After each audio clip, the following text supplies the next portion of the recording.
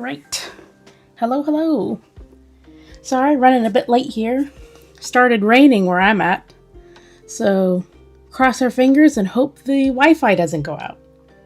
It's had a history of doing that in the past. So, we'll see how it goes. Just give me a few minutes to get things set up over here.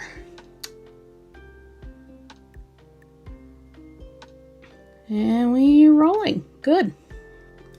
Okay, so you might notice something different. I already have the picture up. Well, today we are not messing around. I have to get some work done. Some very much needed work done. So, for a little bit of information, this is my new OC Animatic. I did the sketches once on stream, so it's nothing new.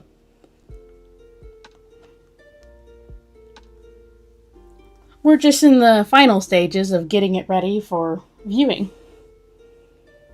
Of course, I'm still very much a long way away from that, as you can see.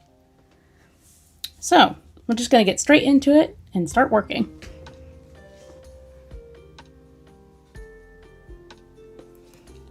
I'm trying something a little different with the microphone, so I do apologize if it's loud. Please let me know. There's been like a constant issue of noise, like background noise going on. So trying to get that fixed. The setting, however, makes it extremely sensitive to noise. So if I'm too loud, do not be afraid to let me know. So these are the final stages of an animatic. The bits and pieces that don't necessarily make it onto the list of things that need to be done. You know, in all honesty, I do think I overdo this. Because I could just leave the character as he is, but I've always just had this desire to clean up the art and make it look pretty. Maybe it's from watching a lot of movies and shows and seeing the polished work. I don't know. You can let me know what you think. And yes, this is the same animatic I worked on with the song Yes, I'm a Mess by AJR. It's been a while since we've seen it. Oh, I need to check the old frame. And yeah, we need to do his hair next. So yeah, a bit of a wild morning. I, of course, knew I was going to stream later today, but had gotten caught up reading a comic of mine. You ever do that where you have your own stories and yet you love reading them? That comic's one of those. It's a little bit of a personal project, so don't expect to see anything on it. Just something I'm making for me, and honestly, I think that's good in art, to have a project that, is just made for you and you don't feel the pressure of having to share it with other people. So yeah, a little obsessed with that comic this morning. Almost missed the stream. Oh yes, my favorite bit. Trying to do shading on a character who doesn't have the best face shape.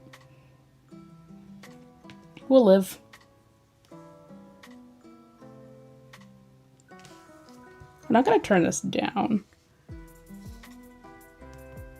Okay, no, it was too low. Is that better? Yeah, I think it's better. Yeah, all kinds of scattered today, but that's why I need to be here. This animatic should have been done actually coming here on April 1st, and no, it was not meant to be a April Fool's prank. I always like to try and post a video on the 1st of the month, which unfortunately does lead to people in the impression that it would be an April Fool's video. But no, I just got into that habit maybe a year ago when I was drawing. Still drawing for this channel.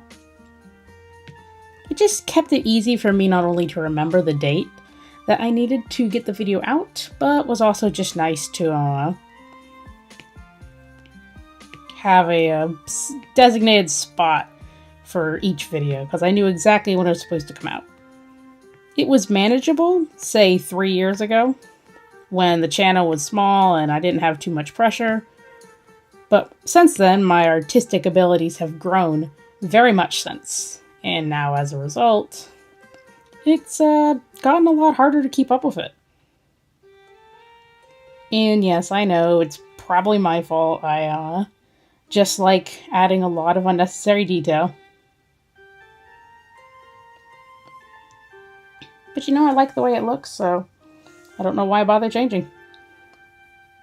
Though, of course, I'm sure if it became really demanding, I would probably get a change done for it. Actually, hold on, let's separate that. I need to fix the shadow. Could it stop flickering? There we go. It's not curved back enough. But yeah, it worked for me then, not working for me now. I may or may not look into changing it going into the future, but that's a future soul problem.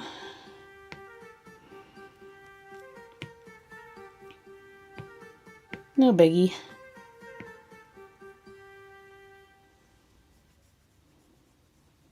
So we'll see if we can get that fixed.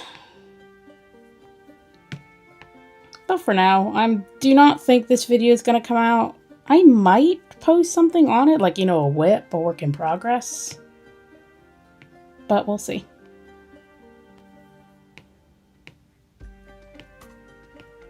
Now, if the stream goes down, it is most likely due to connection issues. For whatever reason, around here, when it gets windy, the internet likes to disconnect. And as a result, the streaming service will also go down. So if it goes down, it wasn't me. It was most likely a bug in the software.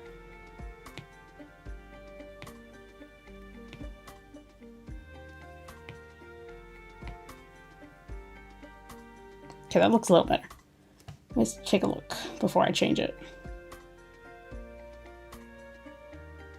Actually, let's move him over on top. That way I can see it better. Yeah, there we go. Yeah, I like that much better. So you probably saw the title talking a little bit about OC Lore. One of the things that I was aiming to do with this particular project was to focus a bit more on Clay's character. Now you're probably wondering, who's Clay? Well, Clay is the main character for my upcoming webcomic. It doesn't really have a name right now. I mean, we've been testing some, me and my sister. We've been testing some. And we've settled right now on the name Lone Wolf. Full title would be Ivar Lone Wolf.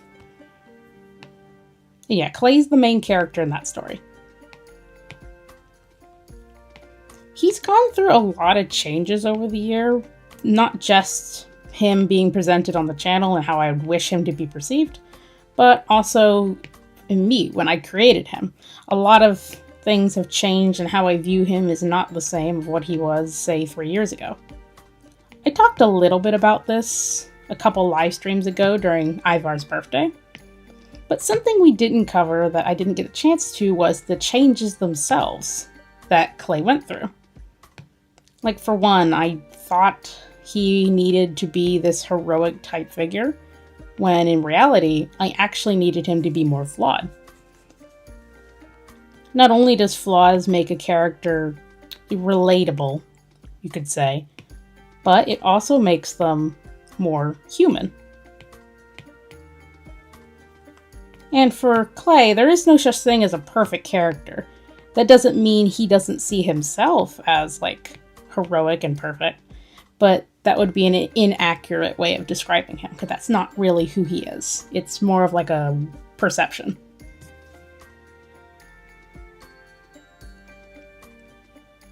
Another thing that changed was his relationship with his future friend, Alistair. In the actual comic, like the little shorts I've been posting over on Blue Sky, it's treated kind of like a, well, obviously it's a friendship, but it's treated more like he cares more for himself more than he does Alistair. And while that is true, I think it's not truly an accurate representation of Clay's friendship. And of course, I expect the comic itself, like the full story of them and their backstory, would really put into detail what it is.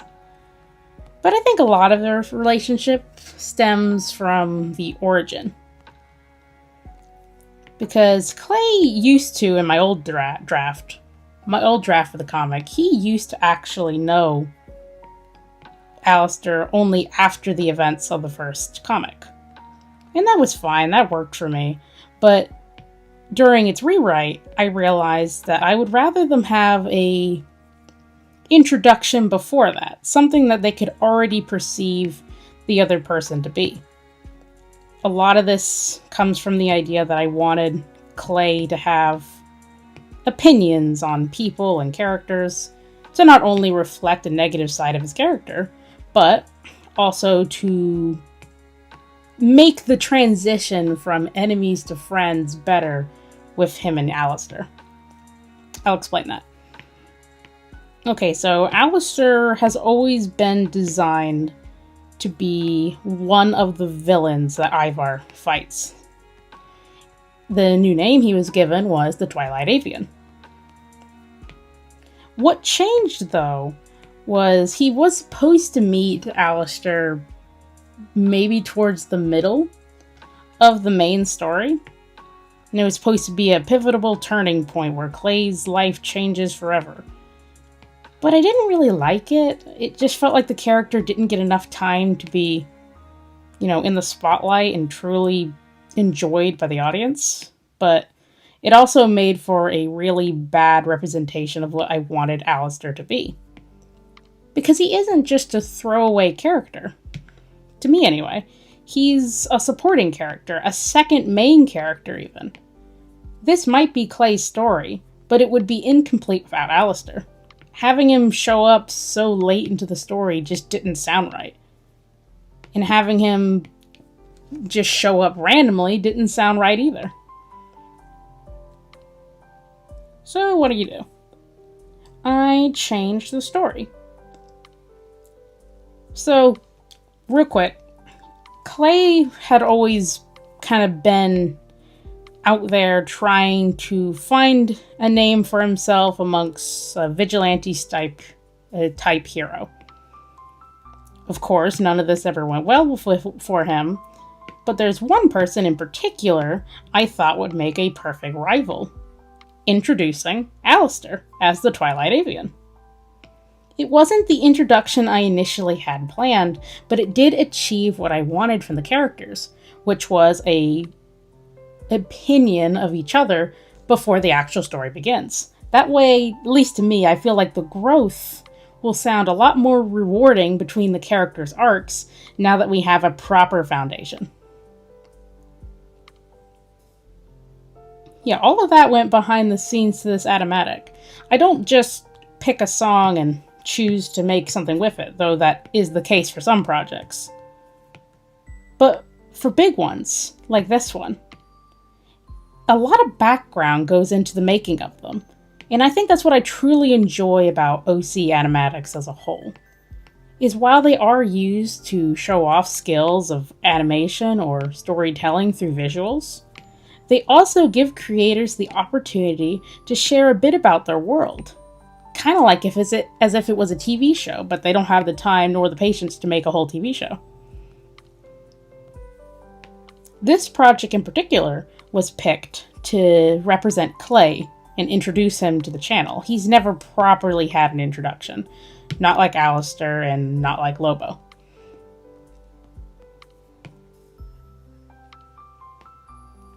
However, I didn't want it to just be character front and center. I wanted us to kind of get a feeling for not only Clay's world, but how he sees it. Hence why I'm using this color palette. This was voted on by my audience, actually, through a community tab. We all thought the gold palette looked the best, but it wasn't just me picking a color that I thought was pretty, though that did look pretty. We chose this gold and blue color because it represents emotions. I'm going to try and aim and use the gold to represent a better life, the bright side of things that Clay often tries to seek in his life. Where I'm going to use the blue colors we see right now for the more reality-based stuff that Clay actually faces.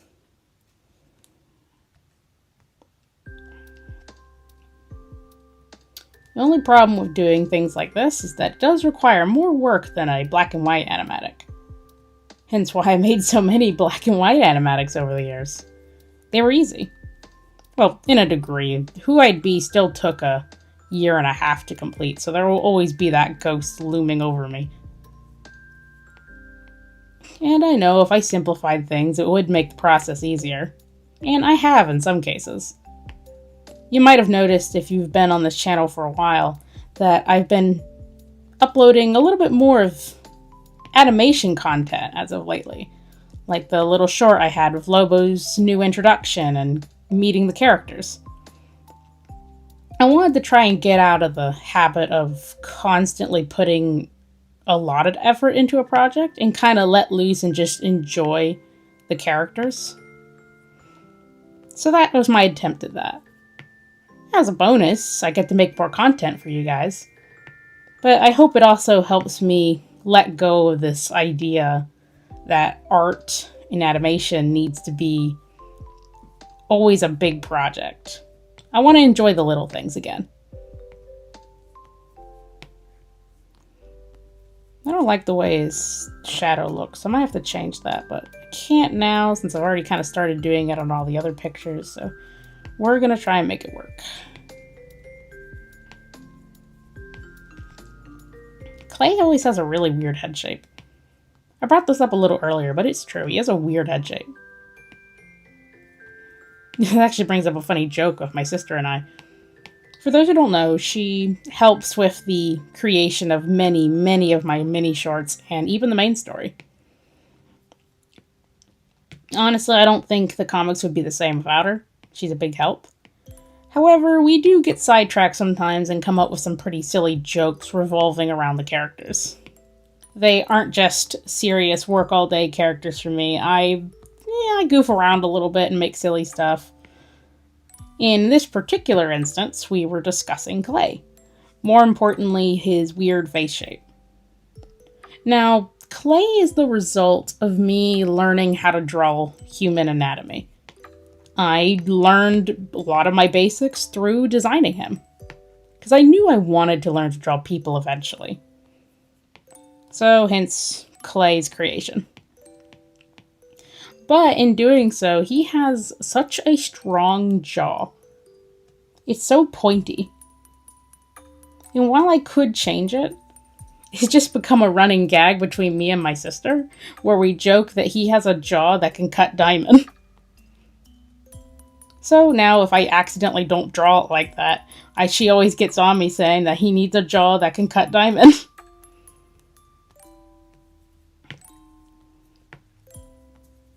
Oh, Clay. I have such a hard time taking him seriously. He's literally my main character, and I goof around with him so much. Though I suppose that can be a good thing, too. I mean, if you have fun with your character, I suppose that means you love them. They aren't just something that you're making for the sake of creation. You're creating a story that you genuinely have some attachment to, that you have fun making. So it's okay to kind of let go sometimes. Not everything needs to be a big production.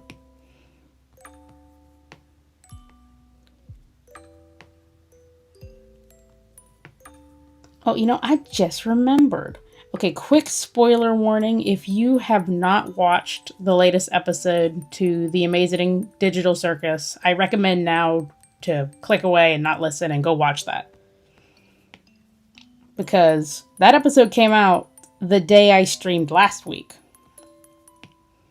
And I have some thoughts. I have some thoughts on that show. Nothing bad, of course. I absolutely love The Amazing Digital Circus. It is such a fun series.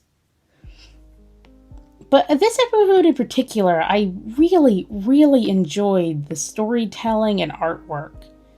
I mean, I always commend the Digital Circus for what it is capable of doing with what's practically an independent studio. But this one in particular really stuck out to me. I mean, I've always enjoyed their episodes, but as of lately, this one stuck out as actually using storytelling in a way that is not, calling it good sounds like underestimating it. It's like true talent that went into the story. So much foreshadowing that came back, as well as utilizing things that we heard throughout the series and then bringing them back, like the scene where Kane was using his powers in the circus to manipulate the world around him as well as torture his guests, quote unquote. It was just so good, and of course you can't forget the reference to the short story, I have no mouth, therefore I must scream.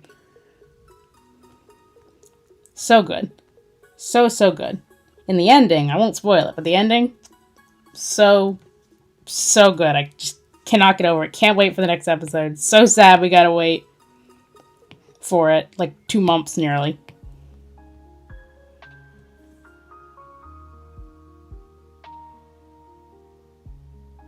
Yeah, I think that's what people tend to forget when it comes to storytelling. Is it isn't just, what's a good way to put it? There to be dark and cool, edgy, if you will. Storytelling is meant to have multiple layers. And I think that episode represented it really well, in my opinion. And it wasn't just the ending sequences of the action and callbacks. It was everything, even the small little details, visually and through the characters' dialogue.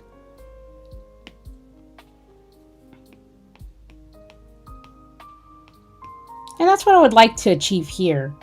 And I think what most people strive to when they start making an animatic, and that's to tell a story visually. It's not as easy as it looks, and I, for one, will never claim to be a master. There's so much I still need to learn and want to learn about visual storytelling. A great example of visual storytelling would be the movie WALL-E by Disney. The first half has barely any voice lines at all, and you have to rely entirely on the music and atmosphere, as well as, of course, the reactions of the characters.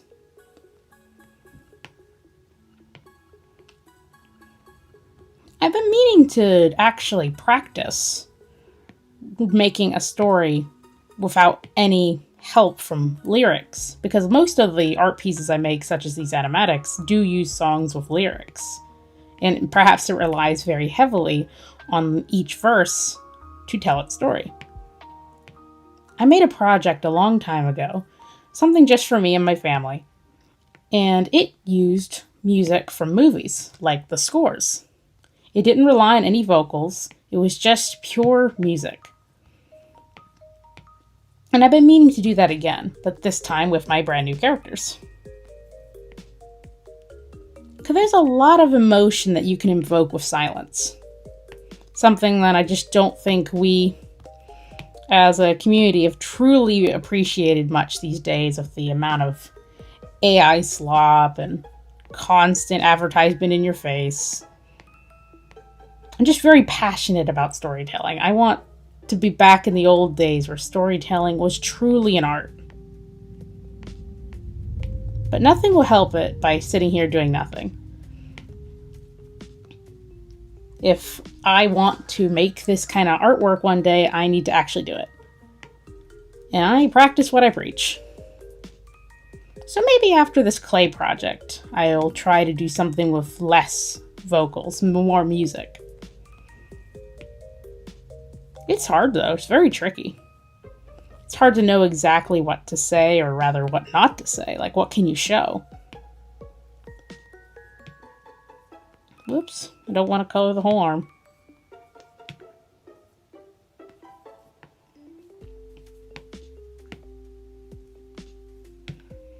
But yeah, we're attempting part of that in this project, where I'm going to rely more heavily on the art direction of the color and visuals to try and get across that this just isn't Clay going by his everyday life. This is how he sees it, not me representing it. I want to show the world through his eyes. Hence the color choice. Okay, we need to add a little bit of light.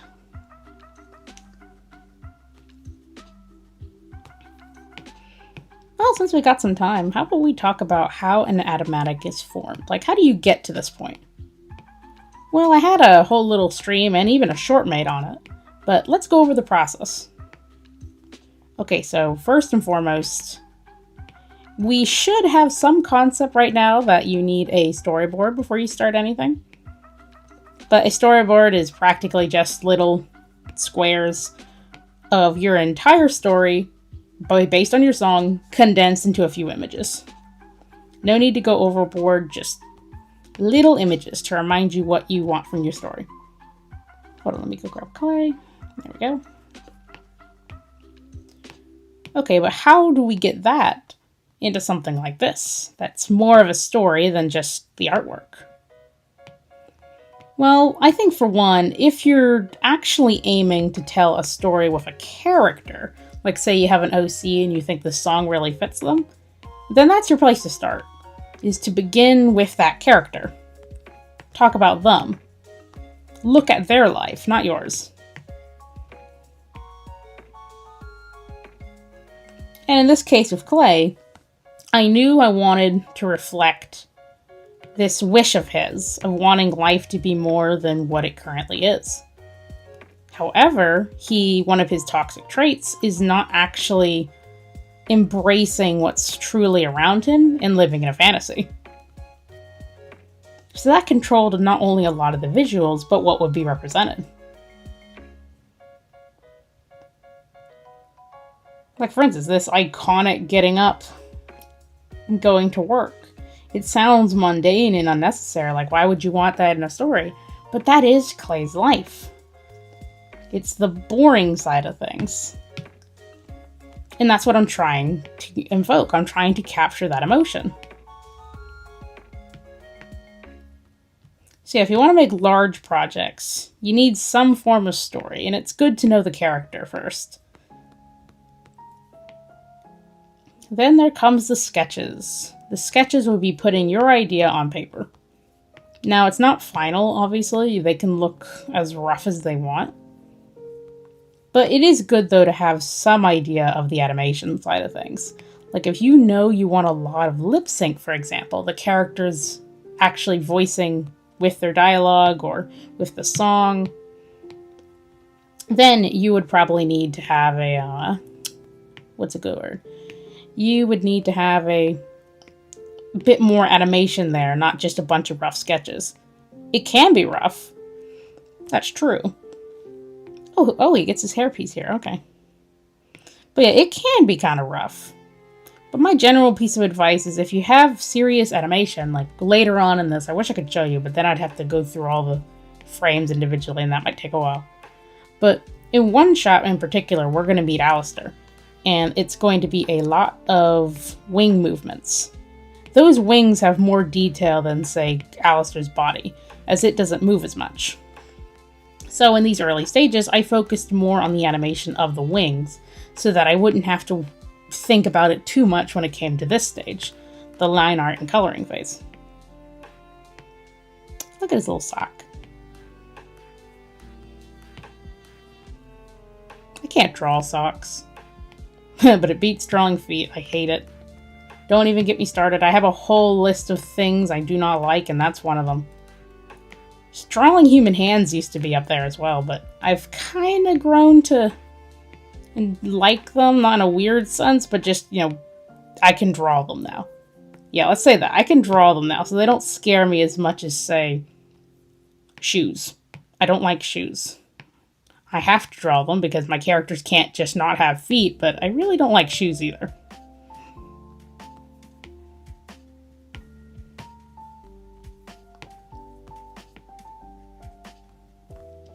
I don't know if that just comes from the idea that I just didn't draw humans till recently, so there's just a lot of stuff I don't care to draw because I can draw it.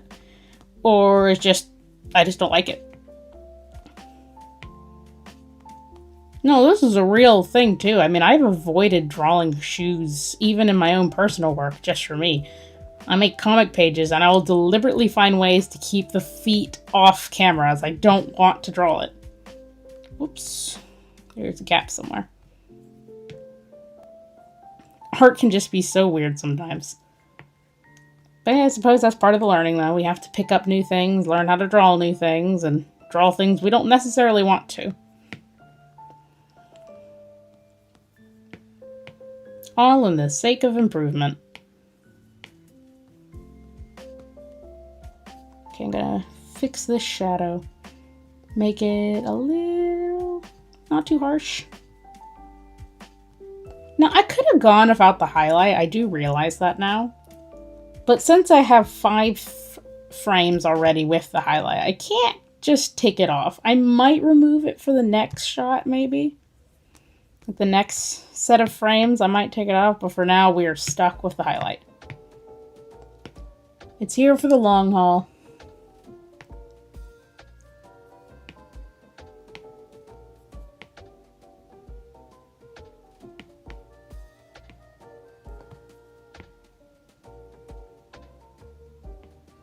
Yeah, one of the things I mentioned earlier in this stream was that this is a getting stuff done stream. And it is. I've been neglecting the process on this Animatic, and it's not just because I've been busy, it has a little bit to do with burnout. I talked about it in a new video, but if you didn't see it, art is difficult. It's not going to be easy every day, and this is no exception. I'm no exception. I prioritized work on editing videos and working on the comic rather than touching this particular project. As a result, I am way, way behind my usual workflow and desperately trying to get it back. So the Animatic needed a bit of extra attention, just to make sure that we can get things back on track. I don't know when, hopefully soon, but we shall see.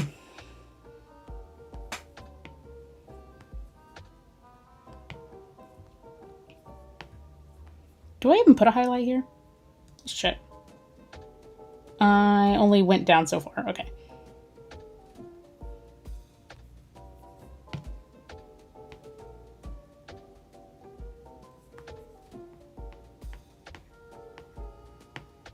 How has everyone's week been? I did a little bit of work on my book recently. I brought it up a while ago too. Man, there's a lot of things in the stream that I brought up before, but you know what? I just like talking about them. But yeah, I worked on my book again a little bit this week, and kind of came across a discovery. Have you ever wrote a character that just didn't seem like they wanted to be written? Like you just couldn't write them? That happened to me this week and last week. There's one particular character. Okay, so the book has 3 perspectives. 2 are our main perspective, and the other one has like just 3 chapters. I don't know if that's necessarily the right way to do that in a book, but it's a first draft, so I don't really care. You can always fix it later. But yeah, I had a character it's a character with 3 chapters. I only have to write him, well, his perspective 3 times. And yet I found that it took the longest, I think it took a week to write the entirety of his chapter, when it should have just took at max 3 days. I don't like to spend a lot of time on a chapter during this phase, because it's just the beginning. It doesn't need to be perfect. It doesn't need to be finished. Or finalized, I should say. Yeah, apparently I didn't really agree with that philosophy that week, and just kept pushing and trying to get the character written. But for some reason, he just was not cooperating. So that was my week. I did manage to actually finish the writing. I did finish it, and that particular character, I don't know if he has a name. He probably has a placeholder name, so I'm not going to bother with it. But yeah, that particular character was finished, and I moved on to the main character, James Burrow, or Jimmy as I've been calling him. Let me check the leg real quick. He is a lot more forgiving as far as characters go. Again, I just cannot be convinced that a character doesn't write themselves. Some days it feels like they actively avoid being written. But yeah, Jimmy was nice to me. He didn't do anything like that. I was actually able to get work done and move on to meeting 2 new characters. One of which I have named Everett for now, The other one doesn't have a name, but she's based off the mythology creature known as the Harpy. So that was fun, getting to write in that world.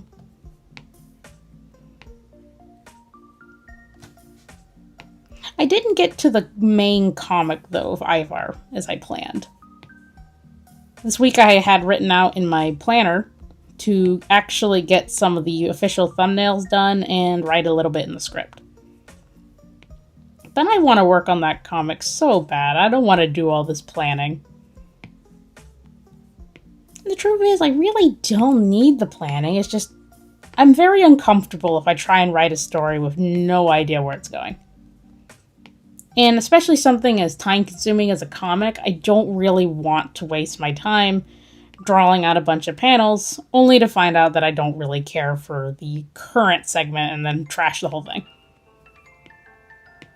But I've never wanted to work on something so bad as I do this comic right now.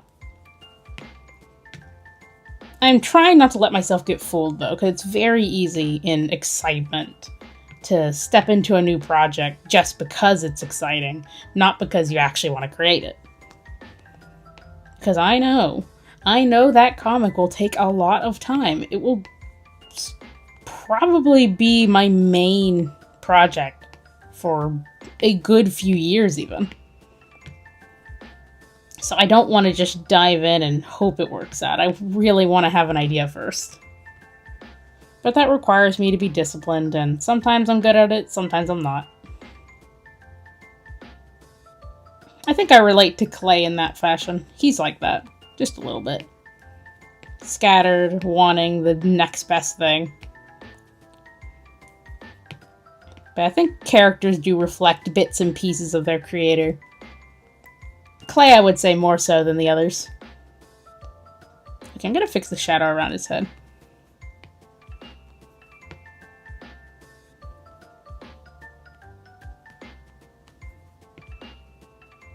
There we go.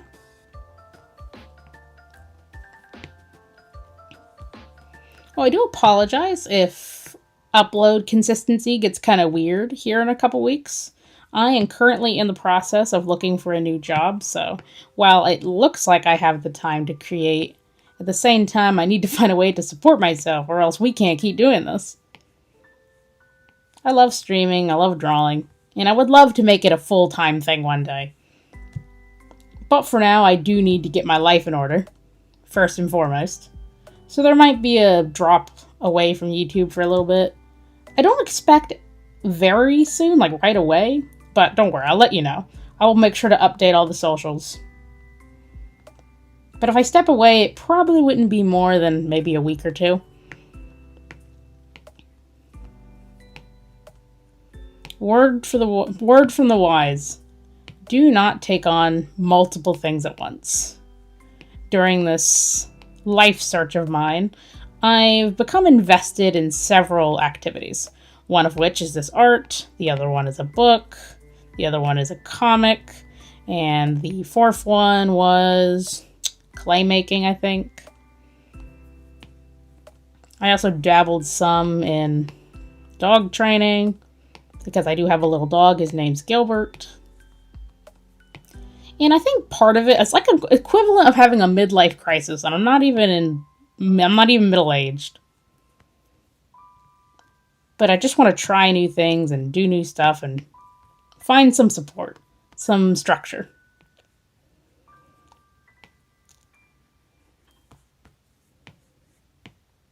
Yeah, I'm just glad that I have the opportunity to still create in between this. I've made the error sometimes of thinking that art is like a job. And this is pretty common for people that put a lot of effort into their art and put it out into the world. And that's something that I'm trying to shake. I'm trying to go back to me.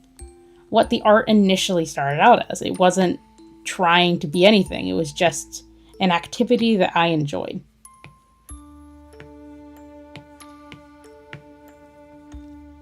Yeah, so if you're considering, I don't know, making your own art YouTube or opening a social media page for it, just remember, why you made it. It wasn't to impress people. And if it was, then that's not the reason art is made. Art is made to be a reflection, a love and care, something that we dedicate time to. Because it does take a great chunk of our lives to create. Time that we could be using to do other things. That's why it's very important to remember that you are in fact a human, that you need to step away and do other stuff. But also not create for the masses. You don't need to create for somebody. You can create for you. This is where art as a job kind of comes in and becomes conflicting to these ideas, because you at that point would be creating art for somebody else. I've looked into a few times taking art commissions, but then I get reminded about this idea that I would be creating art that isn't necessarily for me. And I think that's okay. If that's something you want to do, like make commissions, that's fine. I want to do it. It's just important not to stop creating for you. Make some time in your day, your schedule, to just create something, even if it's small, if it's just a bunch of sketches. But create for you. I think it's when we get wrapped up in the idea that our art needs to be something for somebody that it becomes, well, the chore. Hence why they tell you don't turn your hobbies into a job. But I think it can be done if we're mature about it, that we take care of ourselves. Okay, I didn't mean to go all philosophical again. I do think it's funny how that keeps happening. But I just have a lot of passion when it comes to the art. So yeah, so if I disappear off the face of the earth, it's because I need to have some life stuff figured out first. One of these reasons is because we would not be able to have this stream if I can't afford to fund it. The Spotify I'm using right now to play music, I have it on a free trial right now, so I don't have to deal with the ads. But that's about to run out.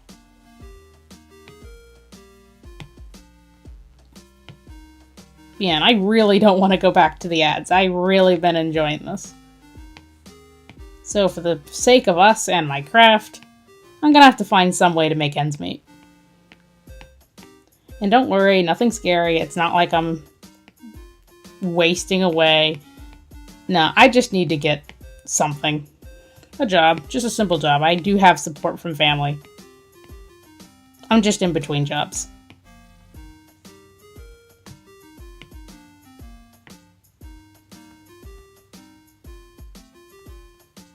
If I did decide to go full art, though, I'm not quite sure how to go about it. That's a subject I've just never really explored to its full extent. Maybe part of it's out of fear. But wouldn't it be a dream, though? A dream just to create Ivar all day. Clay is already extremely time-consuming. It would be really nice not to have to worry about anything else. Well, hey, we can dream.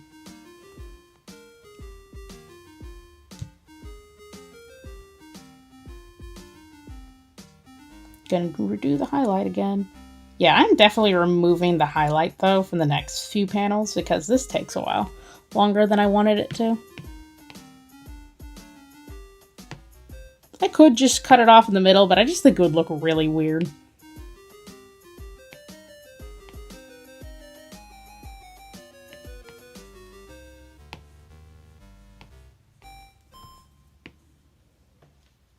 Hold on, the microphone's tilted a little bit. I'm gonna try and fix that.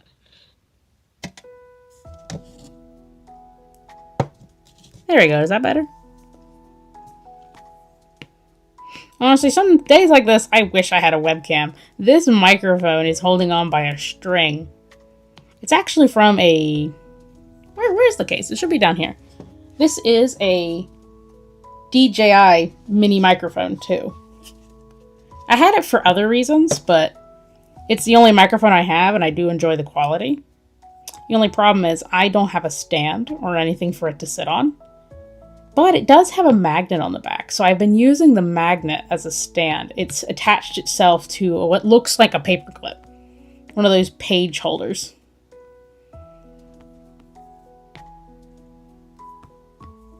But it looks so ridiculous. It's all balancing on a pencil. And that's not even a joke. It's a legit pencil. We make do with what we can, I guess. And this is what I have. A decent microphone and a pencil.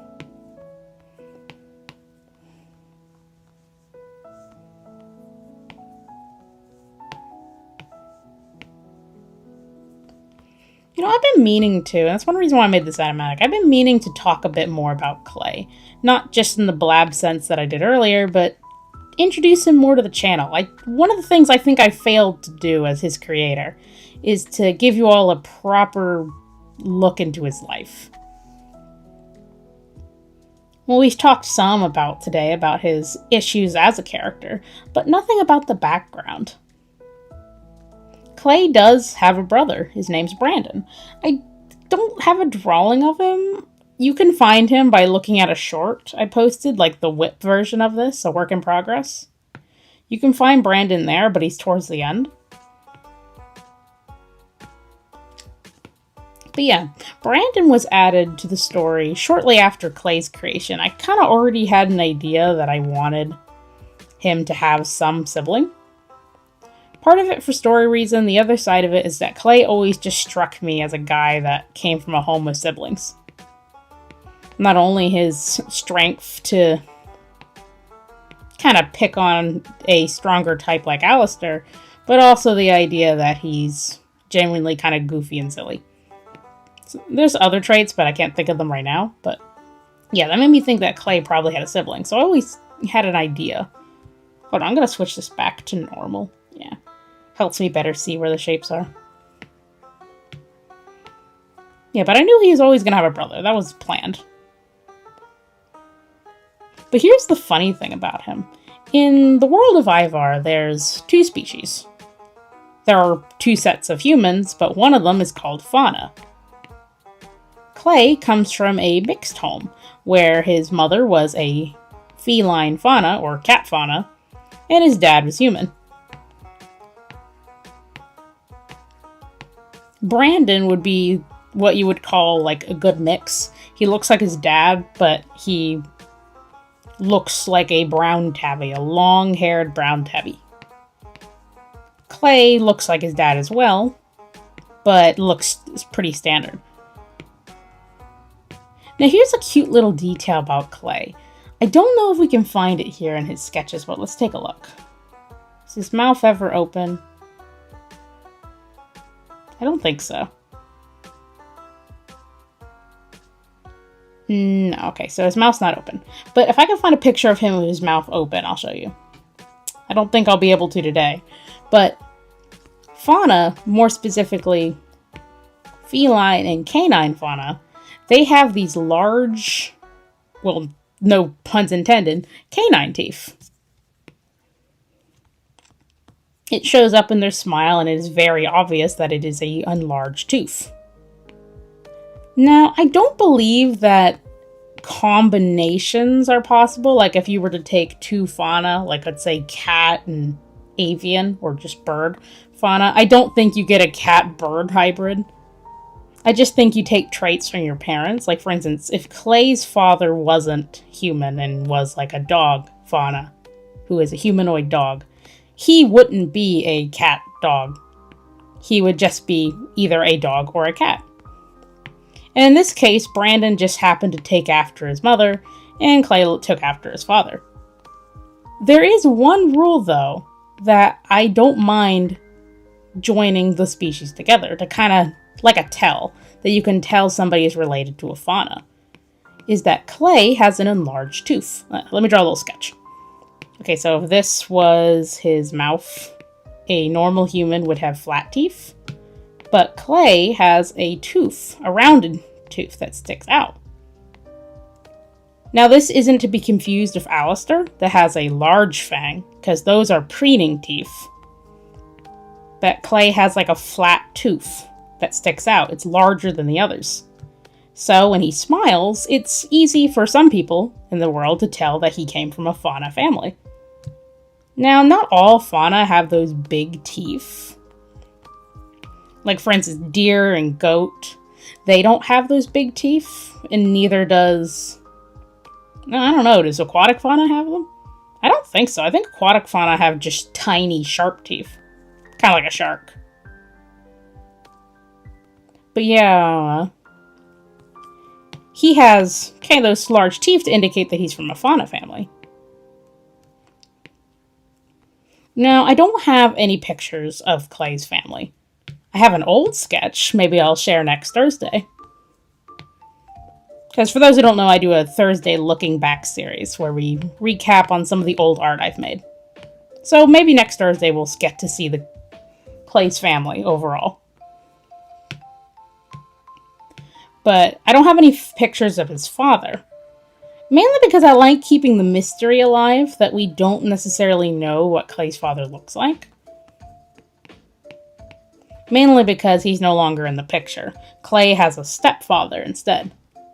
Which, brings up an excellent point. What I did with his stepfather, I don't necessarily like, but is for my story, I want to represent it well. And it's the idea that his stepfather, what was his name? Marak? Yeah, Marak, is a canine fauna, and he's not the nicest person on planet Earth. But it was never my intention for it to come off as if a parental figure like a step-parent or adoptive isn't as good as a biological. No, that greatly hurts me as someone who was also adopted.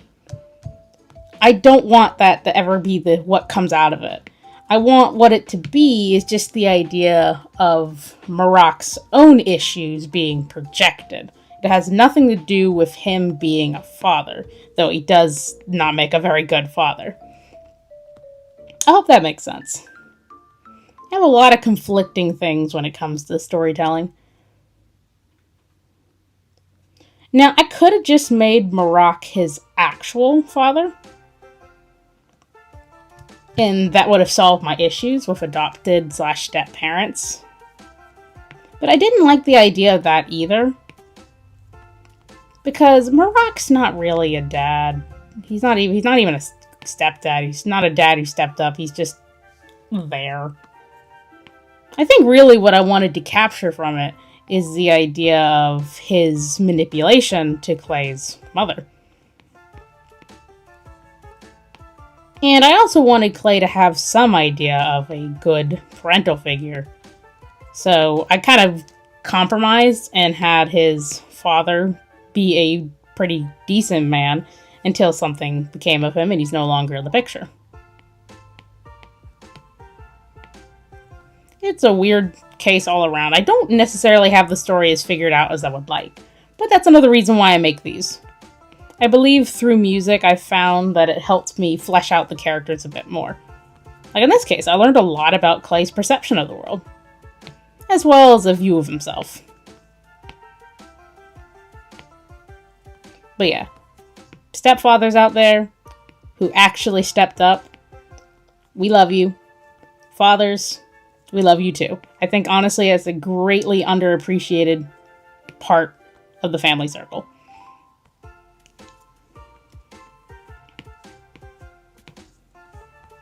Yeah, Alistair, on the other hand, he has an interesting family too. He also has a brother, and this is intentional.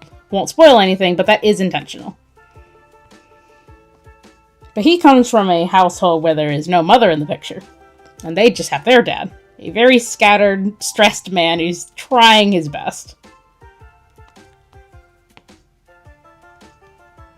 And I don't imagine flying lessons went well, because yes, as an avian fauna in this universe, you can in fact fly.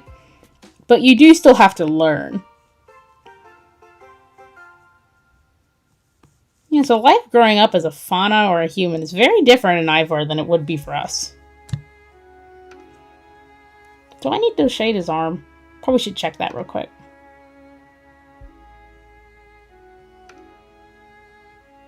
I do not. It's not close enough to the light yet. It should be on its way back, though.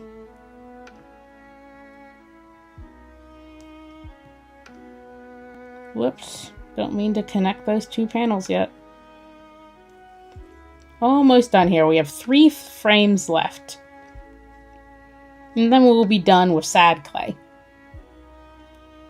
This is all I really plan to do today, so probably as soon as I finish up these sketches, we'll be done. Well, not sketches, art pieces, like frames. Yeah, frames. As soon as we finish up the frames, we should be done here.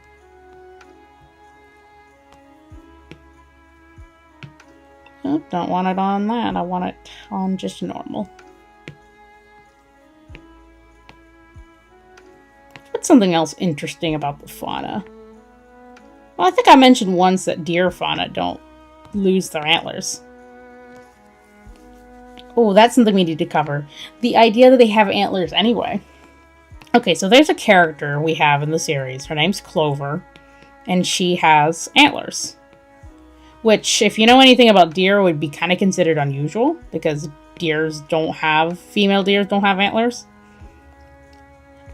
Actually, I didn't really think about anything scientific when I made her. I just wanted her to have antlers. I am a huge sucker for deer. I love deer so much. If it wasn't clear already by the fact that I have two characters who look exactly the same who are both deer. So in the world of Ivar, whether they're male or female, they both have antlers. Mainly because I like the appearance, and when you think of deer, you don't necessarily think of the doe, you think of the buck that has those big antlers. So I wanted to fix that and just kind of not have to worry about people getting her confused what she was just because she didn't have antlers. So that might be another reason why I gave her antlers. But a lot of it was just because I really liked antlers. Interesting fact, though, about them. The fauna deer, they both have antlers. However, the males have larger antlers, more sturdy and built for combat. Granted, in the city of Hope Harbor, it's not permitted to be using their antlers that way, but they are designed like that to be used in a fight. Females have smaller, more fragile antlers. Which you may or may not have noticed in some of the artwork I made of Clover, was that she seems to have two different set of antlers. Sometimes it's one that looks like this, or it looks like this, like 3 points. There's a reason for it. This is what it naturally looks like. This 3 points. Anytime you see this, like the 2 point, it means that the antler was broken and had to grow back. Because the deer fauna do grow back their antlers. I made it possible because I just like the gag of Clover losing her antlers during one of their adventures, and then having to deal with that throughout the next few comics, where we see the antler growing back.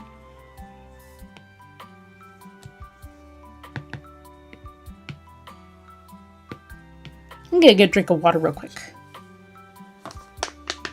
I cannot find my new water bottle, so I'm just gonna have to deal with the one I have here. Ew, it's old water though. Let's hope it doesn't taste bad. Kind of stale. I need to keep better track of my things. I always seem to lose stuff in this house.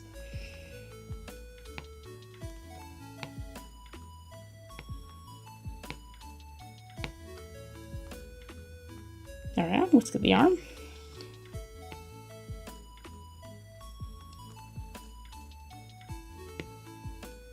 Okay, I think we'll finish up this lighting.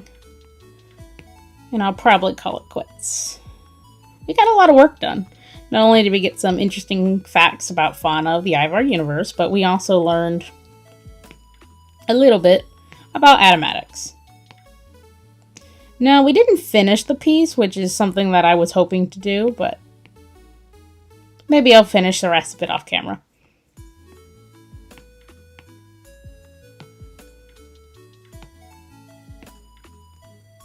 Okay, I need to fix that. I don't like that. Why is Clay's hair shaped this way? I mean, Clay also has a pretty generic hairstyle. Once again, a result of me learning to draw him first. All my new characters get the fancy stuff. Clay just remains generic.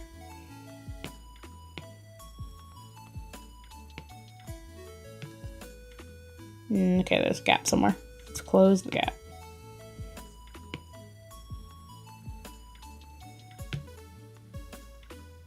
Oh, it's over there, I think. Okay, if I can't find this soon, I don't know what I'm gonna do. Okay, it's still there. Oh, okay, they got separated. That's weird. Wonder how that happened. There we go.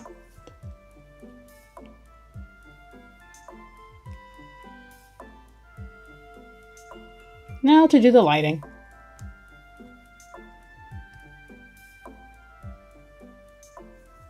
Maybe next time I'll do more of an in-depth tutorial about the whole use of color here. Is that something I didn't get a chance to talk about, is how, well, I did mention that it does help tell the story, but how is a complete different spectrum in itself. Is that these colors just weren't chosen at random, they're actually complementary colors. Kinda. From two different sides of the harmony wheel. Both kinda meant to invoke an emotion, the other half just meant to for looks, because I liked the gold.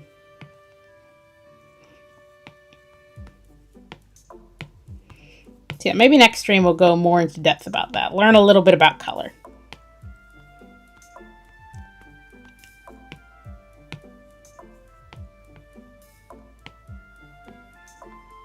But that's probably going to be it for me. Thank you so much for watching. Thank you for staying here for all my little rambling. It's been a bit scattered, but like I said, it's been a busy morning. And honestly, just glad the stream didn't crash. This is what we got done. Was 1, 2, 3, 4, 5, 6, 7, 8, 9. 9 panels worth of work. And honestly, 2 left. I would say that's a job well done. We did in fact get stuff done today. Now, I might add a shadow under Clay's feet, now looking at it, because he does look like he's floating. But hey, that's a future soul problem.